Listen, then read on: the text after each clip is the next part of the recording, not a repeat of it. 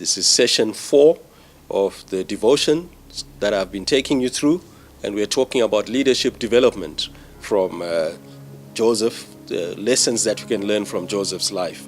So far, we have talked about the background, we've talked about the time of slavery and imprisonment, we've talked about Joseph's exaltation.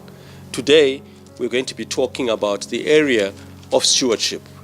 And this is something that we learn as a constant in Joseph's life. Let's read from Genesis 41, verse 33 through to 36. Now, therefore, let Pharaoh select a discerning and wise man and set him over the land of Egypt. Let Pharaoh proceed to appoint overseers over the land and take 1/5 of the produce of the land of Egypt during the 7 plentiful years. And let them gather all the food of these good years that are coming and store up grain under the authority of Pharaoh for food in the cities, and let them keep it. That food shall be a reserve for the land against the 7 years of famine that are to occur in the land of Egypt, so that the land may not perish through the famine. This is Joseph's strategy that he gives to Pharaoh as he explains the dream and he explains the 14 years ahead, the 7 years of plenty, the 7 years of famine. He presents a strategy to Pharaoh, and he's talking about the vision that is required in order to be able to do this. You can break it down even down to a mission and how things are to work in order to accomplish what needs to be accomplished.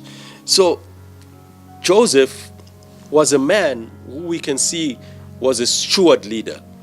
A steward leader is a leader who is able to maximize resources, make the most out of what God has entrusted to him or her.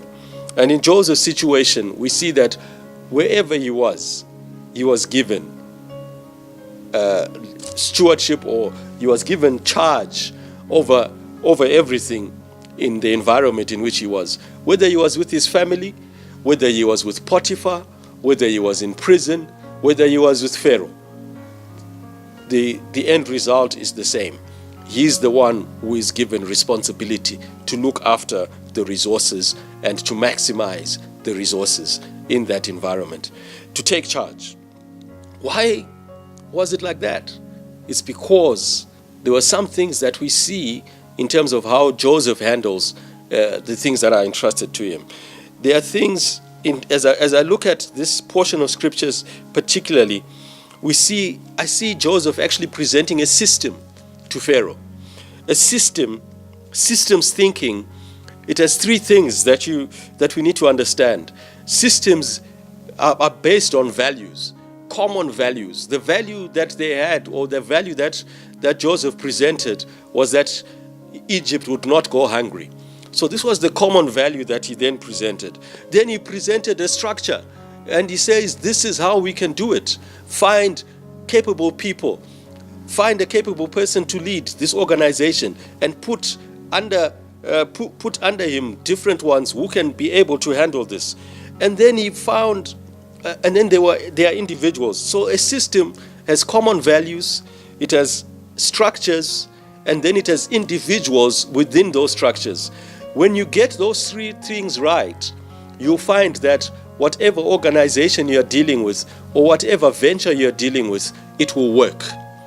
If the values are commonly held, if a structure is put in place to institutionalize these values, and then if individuals who have those values are put into appropriate places, you'll find that the system will work. And this is what Joseph did. He made sure that there would be an operational, functional system in order to manage the process of ensuring that there would not be hunger in Egypt.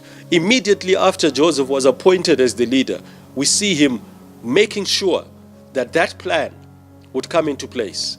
And we see him running and putting things in place, and he just gets out of Pharaoh's presence and he begins to make that system, or he puts that system into place and he makes that system work. If we are going to be effective stewards, effective leaders, we need to be people who understand systems. We need to understand common values. We need to understand structures, and we need to know the kind of people to put within the structures to make this whole system work. Dysfunctional systems are systems where values are not commonly held, where structures don't work properly, and where individuals are not carefully thought through, or individuals who are put into power are not carefully thought through. Thank you.